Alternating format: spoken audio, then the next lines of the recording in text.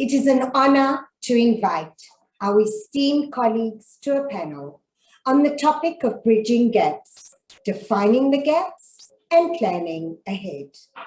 Professor Elit Olstein, Professor Penny Wu, Professor Ofra Inbal, and Dr. Beverly Topaz.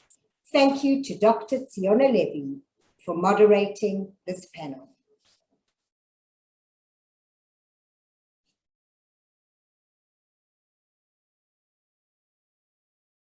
Tsiona, you're on mute, my dear.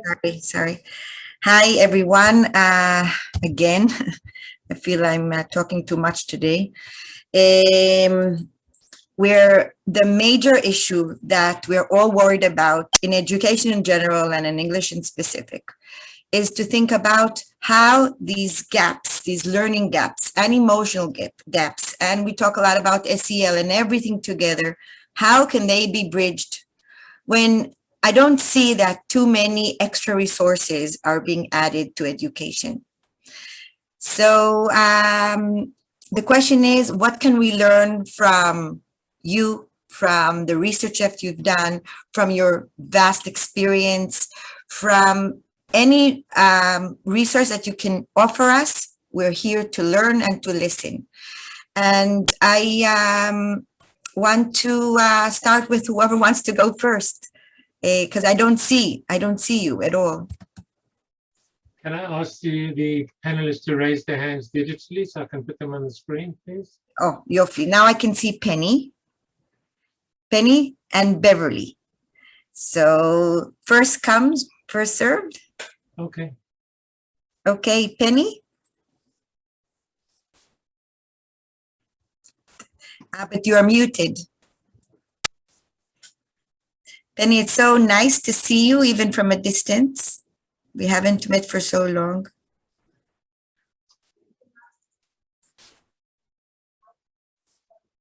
Penny, please unmute yourself. Okay. Okay. Because before it says, it gave me a note that you weren't allowing me to unmute. So now you are, so thank you. Can I also share screen? No problem? Please do. Yeah. Okay, right. I understand I have 12 minutes or maybe a bit less, but Yes. we'll see how it goes. Okay. Can you see the screen? Thank you. Yes. Okay. So I'm going to talk about closing the gap, and you notice that I've actually added a question mark there because I'm not sure you can. It's we've lost too much ground. As Tsiona said, some of the brighter students, the more advanced students, the more gifted students enjoyed and benefited from the online stuff, but the vast majority, and certainly the weak ones, did not benefit. And on the whole, I think bottom line, I think we can all agree that we lost ground over this period and didn't cover material in English that normally we would have covered. If we can bridge the gap, or we can catch up a little bit, on what basis can we decide what to do? There's no research on it. It's an unprecedented situation. I don't know who and where anybody has actually experienced this. At beginning now, there's beginning to come out some publications on what we've learned of the experience, but it's very raw and new, and I haven't read very much of it. No, not even very much anecdotal evidence on how to bridge gaps and make up for time. Basically, we're on our own. And so what I'm going to do in the next few minutes is just throw out a few ideas that occurred to me that might help. Okay, I'm just offering on the basis of the top of my head, really, possible ideas to share with counselors and teachers. Take it or leave it, I don't know. But I thought it might help. There might be something here which can spark off ideas and which can help for your consideration. And the basic thing which I think is most important, the first thing which occurred to me was we need to take students into our confidence here and get them to help us. We need to say to them, look, we have this problem. We've lost a lot of ground. There's a lot of vocabulary, grammar, English fluency, which you've lost over the last year. What can we do? What can I do? What can we do together to help catch up? And consult with them, because they often have ideas which we hadn't thought of. and set classroom time aside for students to make suggestions, either through group work, which is later presented in the plenary, or ask them to write for homework. What could we do to catch up on English this year, and submit it, and then look at what they have there, and or full class discussion to summarize what we've got from either of those. Any of these suggestions from students need to be summarized by the teacher, studied by the teacher, who then summarizes and adds more of her own ideas or his own ideas for the student's approval. And then possibly, again, these are all ideas I'm just sort of throwing out as possibilities, formulate an action plan which is published and defined in writing. We're going to do this and this and this and this. And then after, say, a month or two, how are we doing? What have we done? And what sorts of things might be in this action plan? Basically, what we're talking about is use of time. Nobody's going to give us extra lessons. Nobody's going to give us extra materials. Nobody's going to give us extra money. We're on our own on this. And so what we need to think about is maximizing learning outcomes, planning our teaching planning for learning outcomes. Not, is this going to be an interesting, fun lesson and so on, but what are the students going to learn? And this is what my lesson plan has to be. First and foremost, based on, well, you know what I feel about vocabulary, so lots of vocabulary teaching, don't need to say that. Maximum exposure to English, so not wasting time on getting in and out of groups and drawing and so on, or a lot of use of mother tongue, but giving as much as possible exposure to English during the lesson. Homework, using homework. And so this is one thing we need to get the students on our side for. Homework used for reviewing and learning English. Enlisting teachers of other subjects. What in the geography lessons and the history lessons, can we get them to do things in English, to provide English resources, or even, you know, occasional quotations or websites that are in English, and get them on our side, get the students to learn English through other subjects. It's just a thought which we might build on. Minimizing time wasting, I've already mentioned. Discipline problems. This is why we need the students on our side. Don't let's waste time on chatting. Don't let's waste time on discipline problems. We need to learn English. We need to use the lesson time together. Wasting time on late starts. We all know the problem there. And again, it depends on the students, on getting them on our side and getting them to cooperate. We need the administration on our side, trying to minimize lesson cancellations. Okay, we can't add lessons, but at least we can try to stop lessons being cancelled for all sorts of reasons. I see Tiana nodding at me, great. Our own lesson planning, taking out time-wasting things like word games. You all know what I feel about hangman and word search and stuff, which waste time rather than teach.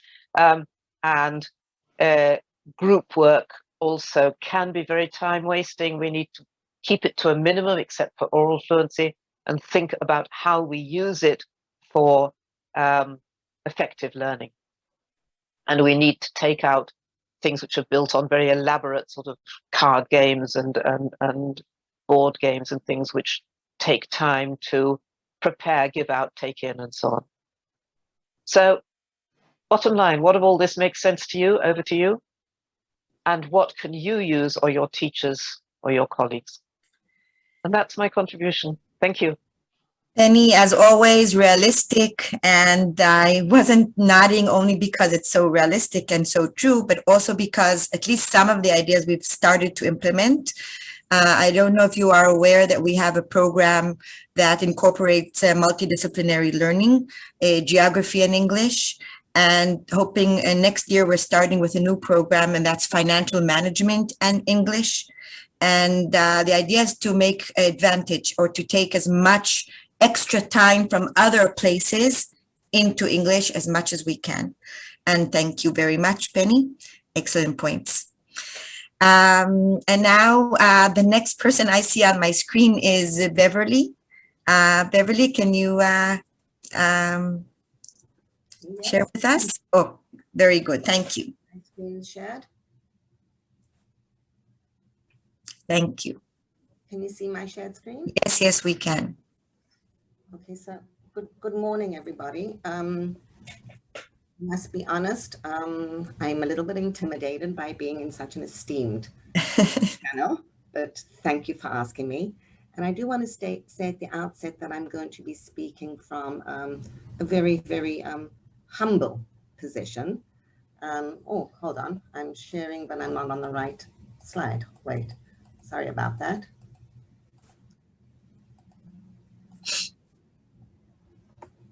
There we are. Sorry, I was at the end of my slide and not at the beginning. So I'm going to be speaking from very, very humble position. And what I'd like to do with you is share mainly what I've learned in this past year from mainly my students and others. When I say others, we were fortunate in Kibbutz College in my class this year to do a telecollaboration with students studying to be English teachers doing their master's program in Germany.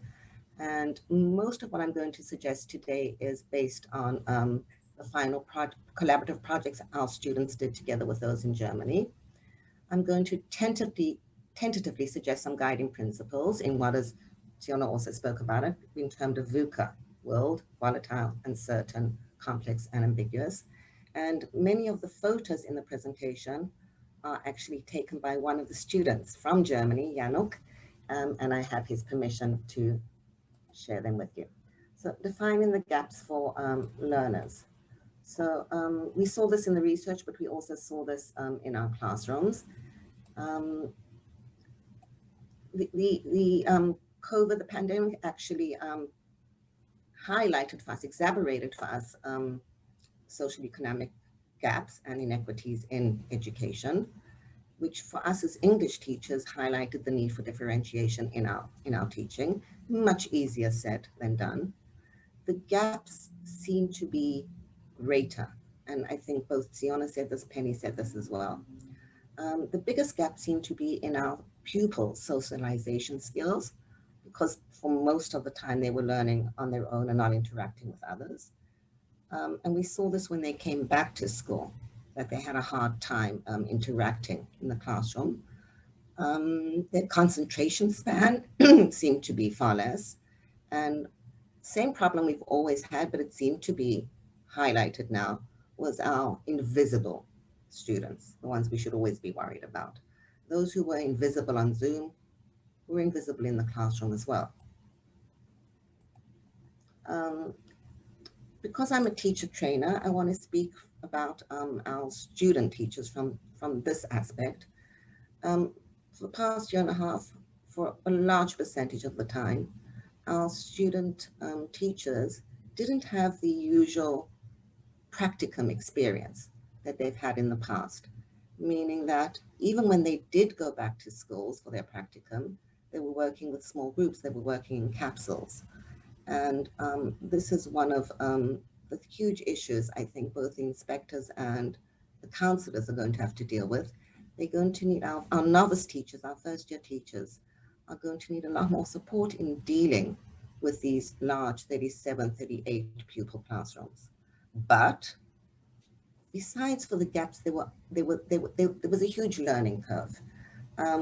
Digital skills were developed far more than in the past. We came up with innovative solutions for practicum in our teacher training, which I think a lot of them we can actually carry over into years without the pandemic. For example, we managed to record a lot of the lessons and give feedback on recorded lessons, which saved travel time and gave us more one-on-one and intensive time with our students. So they did get a lot more feedback from their pedagogical advisors, which I think is a good thing. We also managed to do a lot more peer teaching, where they learned from each other and taught each other. And for colleges or universities, which are fortunate to have simulation centers, this was an incredible added component of our teacher training program. And even those that don't have it, it still can be done today. It's so much easier to do recording and give feedback on recording. Our training platforms have all been upgraded. And I think the ties between schools and colleges were strengthened. They were strengthened in that teachers, schools found our students to be of invaluable assistance for them, whether it was teaching in the capsules one-on-one or even creating digital lessons for the teachers. And I think this is something that we can definitely build on in the future. What I'm going to show you now is a commemoration of the kind of things our students, both those in Israel and in Germany, suggested that we can learn from the pandemic and take with us into the classroom. And it's funny, it seems as if Siona and I had shared our presentation. We hadn't, but We it's haven't. first. Okay, be kind, be patient, be authentic, establish a rapport, build relationships, be courageous. I know for myself, I felt like a novice teacher this year, and I'm sure many of you did as well. Show your vulnerability. We're in this together with our students and with our pupils. And definitely we have to learn how to relinquish control. We don't know best. And things happen which are unpredictable. Interpersonal communication. You see, Tiona, I didn't see your presentation before, but I did. The kind of things that our students came up with was to have phone buddies with your pupils.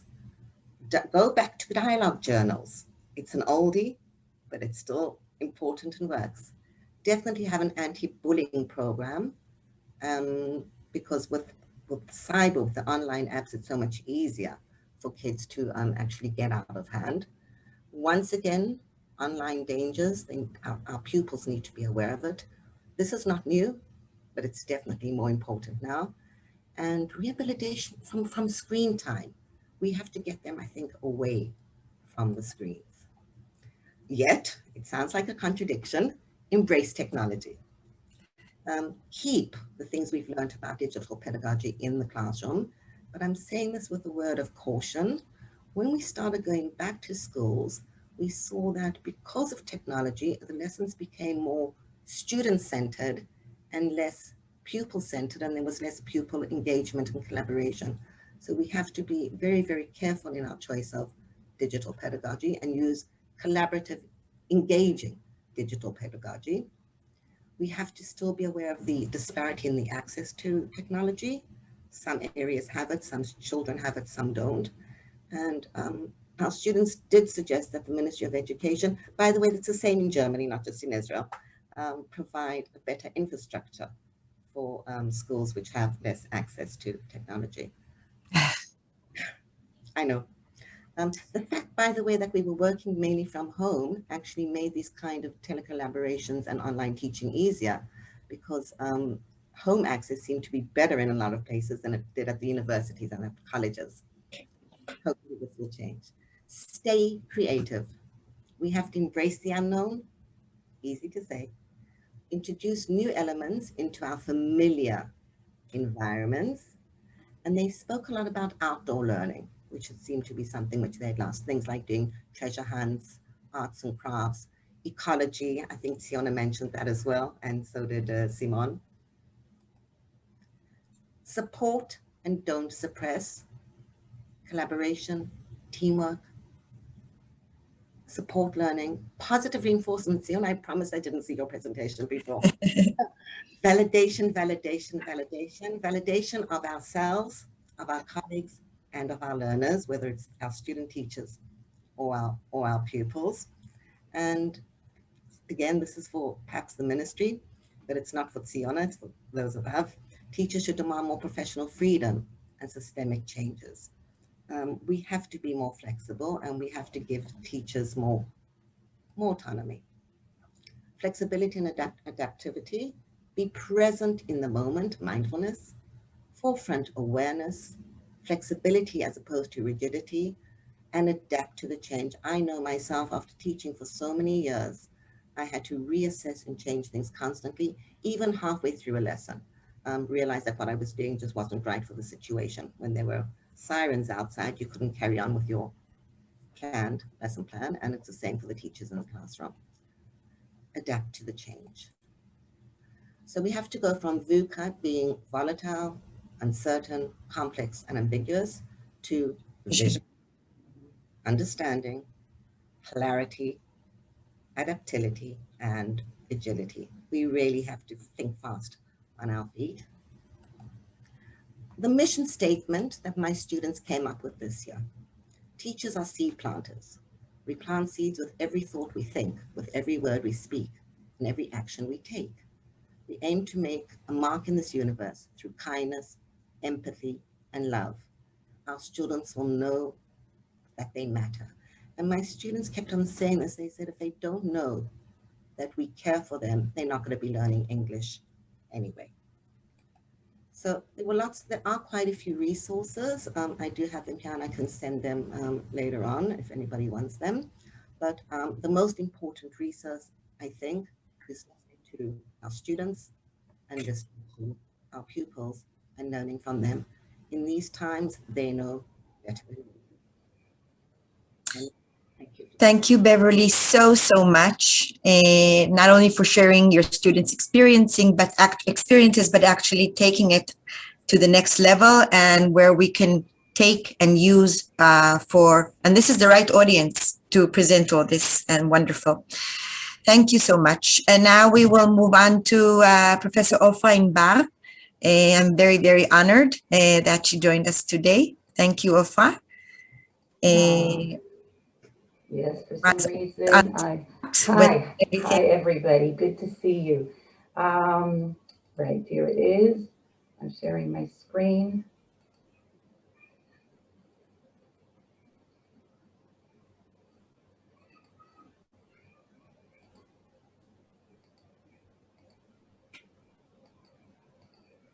Okay, here we go.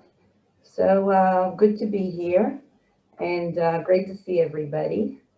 And I'm going to carry on with some of the themes that were mentioned before, but I also like to provide a different point of view on the gaps. I feel that some of the gaps have been created, but there's new knowledge that has been gained. And I think we need to relate that new knowledge. So this is the bottom line of what I'm going to be talking about. So if anyone wants to have another cup of coffee, they can leave us for a few minutes. I think that first of all, there is a need to foster autonomous EFL teachers. And I think, Bev, you spoke about that now. These teachers are experts in curriculum planning and assessment within digital environments. They work collaboratively within and across schools, and they initiate and conduct peer review. And I think the whole idea of peer review came up a couple of times here, and I'd like to focus on it, peer review on a regular basis. And something that hasn't been spoken about before, I want us to think about EE teacher professionalization, and I will reveal what EE stands for so that you come back after your coffee, at least for the end of the presentation. So what I'm saying is based on a course that I've been teaching at the university as part of the MA program, Tel Aviv University, Multilingual Education, for a number of years, not just for English teachers, but for teachers of various languages. And this year it was especially relevant. You know, sometimes you want to make something relevant and you speak about it and you try to draw attention. But this year, boy, they were interested. It was really relevant, and that's why I thought I'd share it with you. So this is how we are used to teaching, and this is where our training went, and this is what we ended up doing this year. And many of us, including lecturers at universities and colleges, had to face the unknown. And I think, and I want to refer to what we saw before, what Simon presented and Siona. I think that teachers in general, English teachers in particular, did a great job. But I'd like to focus on the ideas of feedback and forward, and to think about the ingredients. What are the tools that we need in order to be able to do an even better job and to prepare and use the experiences we had for the future? So of course, digital literacy, we all grew to be quite skillful in digital literacy, but also in the areas of curriculum design and classroom assessment. And the most important element is not just becoming skillful in each of these skills, but seeing how they all connect. Because we may not know a lot about digital literacy, about assessment, and even about curriculum design, but the ability to connect all of them to form a coherent whole is something that we might need to practice and experience. And of course, we also need for any new experience a spoonful of courage. So we know that efficient digital literacy requires both cognitive skills, motor skills, social skills, and emotional skills, and those were mentioned before. But when talking about digital literacy for English teaching, EFL teaching, one needs to see that as the backdrop against which we delve into curriculum design and EFL assessment. And the key for putting it all together, as some of you have mentioned before, is collaboration and teamwork. So there is no way that an individual teacher can go ahead on his or her own. We need to see how we exchange, we share, we assist, we trust, we support, we inspire each other. And there has been quite a bit of emphasis on that in the previous presentations. But I feel that in the teams that work together, there still needs to be more emphasis on how formative assessment and peer feedback, how they fit together with curriculum design and assessment. So it's not just knowing about different forms of formative assessment, providing peer feedback, but it's seeing the whole picture. So I have a certain unit that I have designed. How does it fit in within the national puzzle, the overall puzzle of what I am teaching? And how does assessment fit in, not just on a summative basis, but on a formative ongoing basis? And I, as the individual teacher working in a team, I can do this. I don't need an external source to guide me or to rely on. It's nice to have units to look up and to be able to take information or to try out in the classroom. But basically, a confident teacher with high self-efficacy needs to have these tools handy in order to be able to plan on his, her own and within the team. So I'd like us to think about this procedure as a process-oriented design and assessment. Just like we provide the students with this formative means of assessment by having process-oriented tasks, we would like them to work in teams. We would like them to share with other teams, whether digital tools like a marathon of digital tools. But for the teachers, and I'm now talking about my own experience in the course, the idea involved sharing with others, sharing with the lecturer, providing on feedback, revising, very much like process writing, where there are drafts that are handed in and final products. I wrote up an article on this process, and one of the students gave this metaphor, המרצה נתנה לנו עין שלישית. I hear that there is multiple perspectives in teacher professionalization, and this is one of the quotes from one of the course participants on how the work with the other members contributed to the process. הדיאלוג אפשר לי לראות דברים ברמה הכללית, התייחסות לתפיסות חינוכיות של אנשי חינוך אחרים, חשיבה משותפת וכולי וכולי, etc., etc. So this whole idea of multiple perspectives is very, very important. And again, this is the performance task. You need to look into the digital environment, peer-dependent, curriculum design, assessment embedded, the cohesiveness and the goals within the national curriculum, looking backward and forward, feedback forward, playing around with it. You might say, so what's the differences between this and communities of practice? These are not really, it's not the name that matters. They're not designated as such. They're grassroots and they become a way of life. and they're modeled. They're not controlled and decided on from above.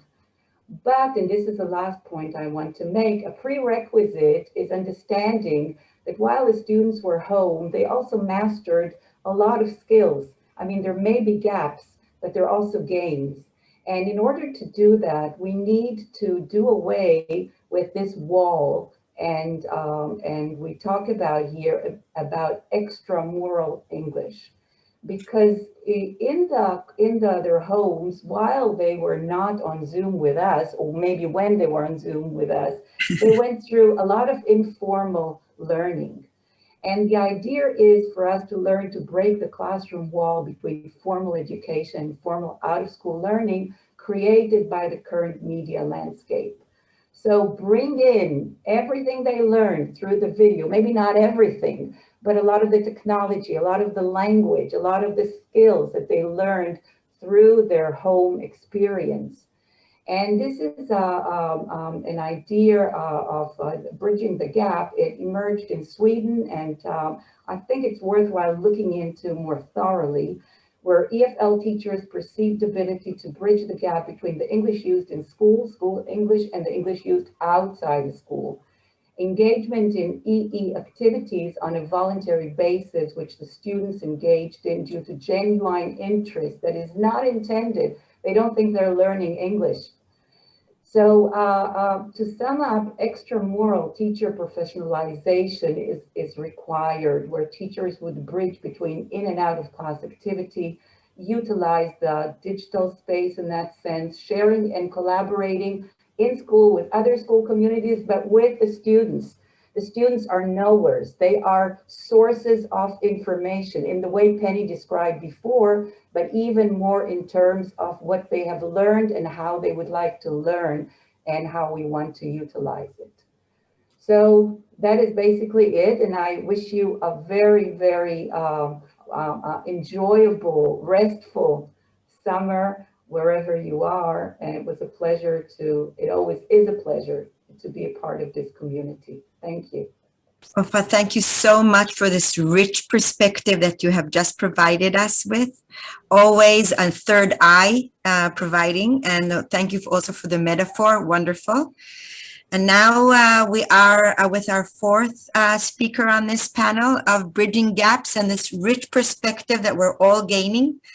Where is Professor Ilit? Here, Professor Ilit Olstein, that I and many others in this audience owe you so much. Thank you.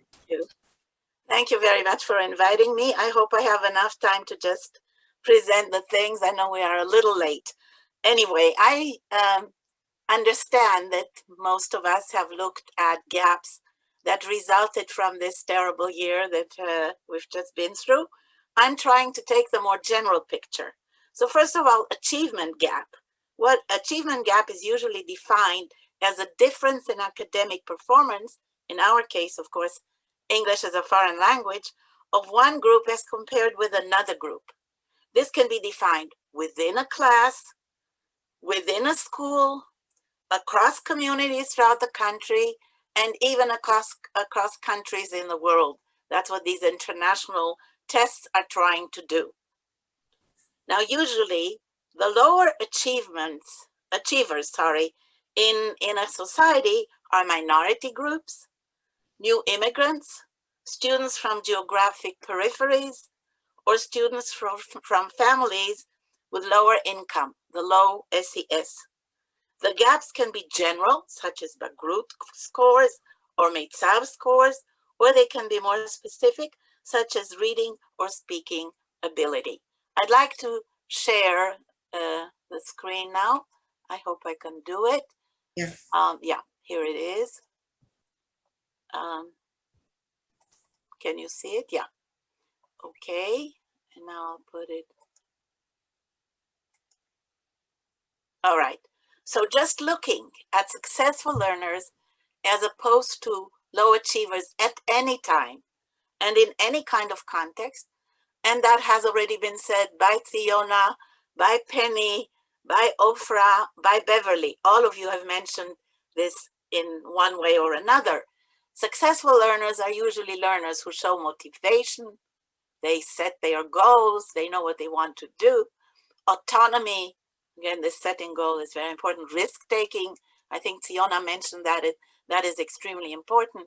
They are metacognitively aware of how they learn best, of what they can do to improve their learning process. But most of all, they have experienced success. They feel successful. This is exactly the opposite of what we find in general in low achievers. Low achievers are not motivated. They are not autonomous. They don't have metacognition about how to learn. And most importantly, they have experienced failure. When you experience failure, sooner or later you might lose interest and you might lose hope. And then there is very little that they want to do. So it is our duty to worry about that. Going on to the next slide. How do I do that? Yes, here it is. Okay. So what are some of the factors, it's the S is missing, affecting individual level of achievement in a very kind of general way? And thank you, Ofra, for leading us to exactly this point. There is what we can do in the classroom and what we should worry about outside the classroom. In the classroom, we develop excellent practices. I think the ideas that Siona gave in her presentation would fit beautifully in practices. I will add a few more ideas, but I'm sure most of the people attending this conference have a lot of ideas, but everything takes time and takes effort, and that's what we need to, how did you say that? Debbie, Ofra, at the end, you said a spoonful of courage and of really willingness for teachers to take risks, because this is a lot of work. But we usually say, okay, we are in control of what happens in the classroom. But what can we do about outside the classroom?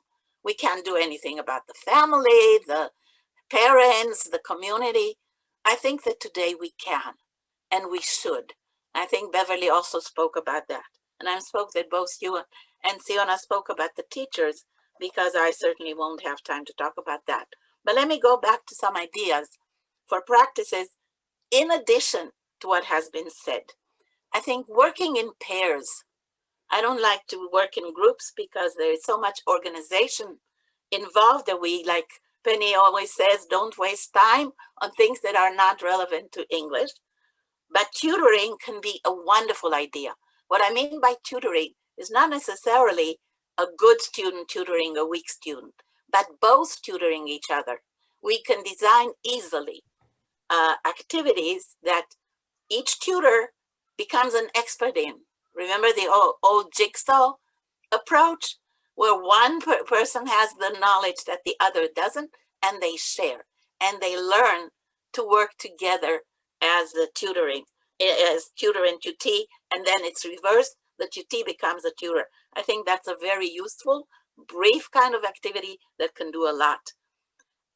Penny said that, and I think others said, the emphasis on vocabulary, to emphasize the vocabulary acquisition is helpful and can be a kind of lever for the weaker achievers, because by learning words, you gain power.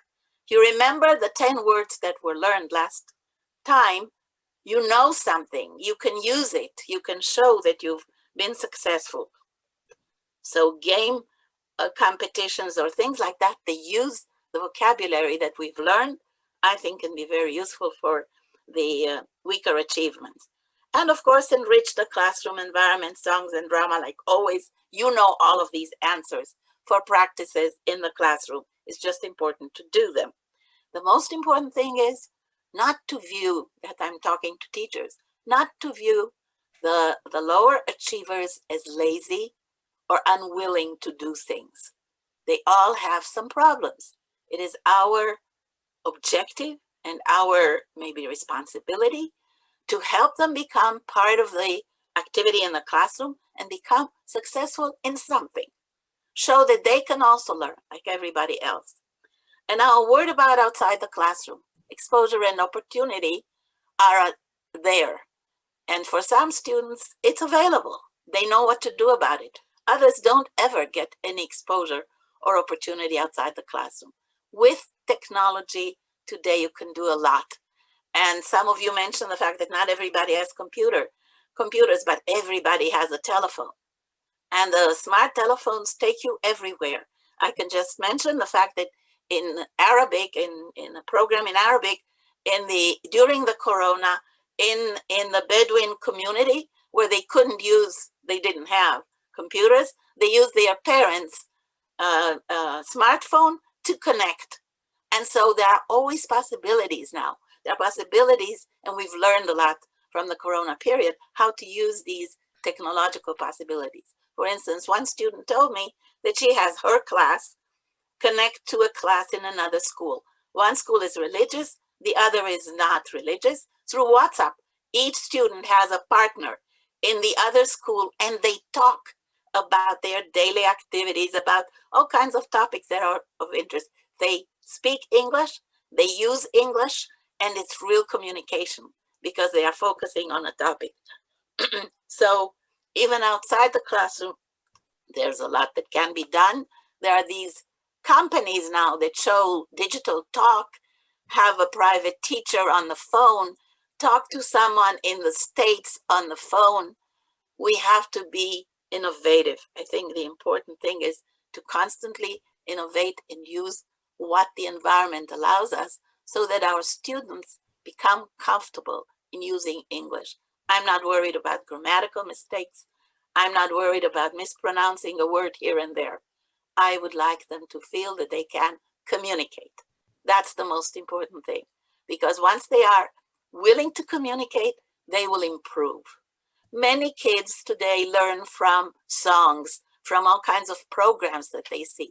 Songs that they can find, the words you can find on the internet.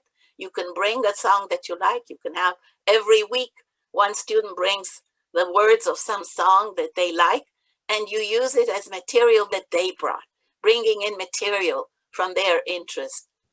Adding it to the regular program is wonderful, I think. In addition to those units that we saw, Simone presented some lovely material. I think we can all use it. So the world is open. But the main message I want to end with is, number one, listen to your students. Everybody spoke about that. See what they need and how they feel about things, and then try to help them both inside and outside the classroom. And here I agree very much with Oprah. I think you started this link, and I'm just adding to it. And before I end, if I'm allowed to, just something personal, since we are in 2021 and it's the summer conference of the ministry, I thought back, when was it the first time I spoke at such a conference? You won't believe it, I don't. 45 years ago, exactly. Some of you weren't even born. It was at the Reich Hotel in Jerusalem. So I'm glad to be here, and it's been a pleasure. Thank you very much. It's amazing, not only that we can look backwards with delight and with pride and with accomplishment, Elite, but how wonderful it is that everything that was said here is like rounded so well, became so comprehensive, and looking at the idea of bridging gaps that we're all debating about how to do it, how we got this panel to really add to each other layers and information and ideas all together. Wonderful. Thank you so much. This is so enriching and wonderful.